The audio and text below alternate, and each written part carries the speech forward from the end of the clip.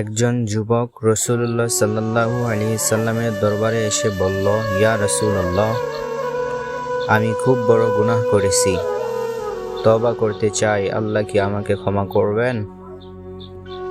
রাসূলুল্লাহ সাল্লাল্লাহু আলাইহি সাল্লাম জিজ্ঞাসা করলেন, তোমার মা কি বেঁচে আছেন?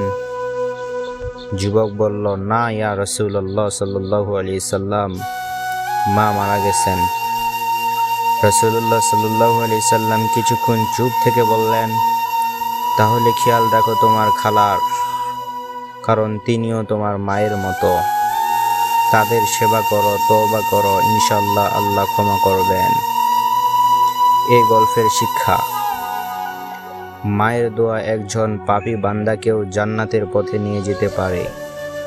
মা বেঁচে থাকলে তার প্রতি সদাচর করো, আর না থাকলে তার আত্মার মাগফিরাতের জন্য দোয়া করো, সদকা করো।